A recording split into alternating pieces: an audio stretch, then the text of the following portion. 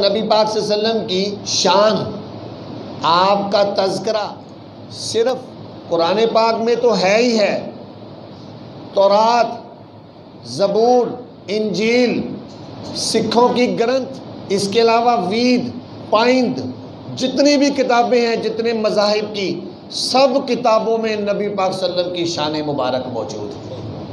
اور آپ اس واقعے سے اندازہ لگائیں کہ تورات کے اندر نبی پاک صلی اللہ علیہ وسلم کا تذکرہ، یہ آپ کی زندگی میں یہ واقعہ پیش آئے کہ ایک دفعہ نبی پاک صلی اللہ علیہ وسلم تشریف لے کے جا رہے تھے، تو ایک جگہ پر دیکھا کچھ لوگ جمع ہیں، ایسے لگ رہا ہے جیسے درمیان میں کوئی آدمی بیمار ہے۔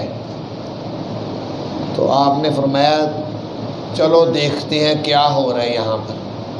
جیسے آپ نے دیکھا ہوگا نا، کبھی ایکسیڈنٹ ہوا ہو تو راستے میں لوگ اکٹھے ہو کر دیکھ رہے ہوتے ہیں، اور یہ دیکھ لینا چاہیے، راستے میں کبھی کوئی ایکسیڈنٹ ہو تو رک کے چیک کر لو، بعض اوقات ہو سکتا ہے اپنا ہی کوئی رشتہ دار پڑا ہوتا ہے، اس لیے ایک نظر مار کے آدمی چلا جائے کہ اپنا رشتہ دار تو نہیں ہے، اس کو ہیلپ کی ضرورت ہوگی۔ تو آپ نے فرمایا کہ میں یہ دیکھ رہا ہوں یہاں کوئی مریض ہے، چلو دیکھ لیتے ہیں، چیک کر لیں۔ دیکھا تو ایک یہودی شخص کا ایک بچہ بیمار ہے، اور سخت بیمار ہے کہ جان نکلنے کے قریب ہے، بہت شدید بیمار ہے۔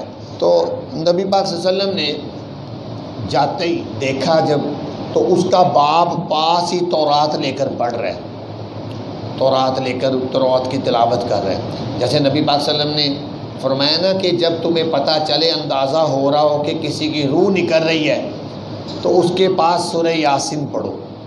سورہ یاسین پڑھنے سے مرنے والے کی روح آسانی سے نکل جاتی ہے۔ سورہ یاسین پڑھو، نہیں سورہ یاسین کو کوئی بھی قرآن پاک کی آیت پڑھنے لگ جائے، اس کی برکت سے مرنے والے کی روح آسانی سے نکل۔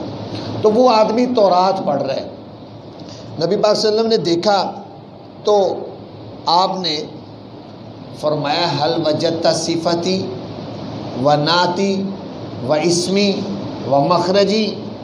اس کے باپ کو کہا، بچے کی آنکھیں بند ہیں، وہ اتنا بیمار ہے کہ اس سے بولنے کی اور دیکھنے کی بھی سکت نہیں ہے۔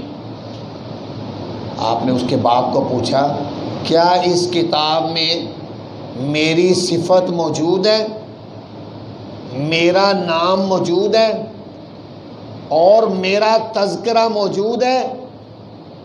جب آپ نے یہ کہا تو وہ کہنے لگا لا، آپ کا کوئی تذکرہ نہیں ہے۔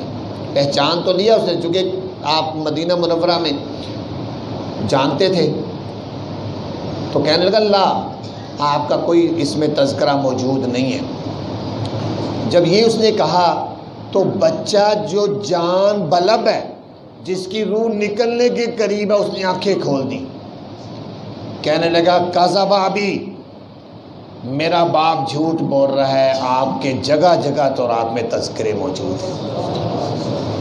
کذب ابی، میرا باپ جھوٹ بول رہا ہے۔ آپ نے فرمایا بیٹا جانتے ہو کہ میرا تذکرہ تمہاری کتاب میں موجود ہے، تو پھر مانتے کیوں نہیں؟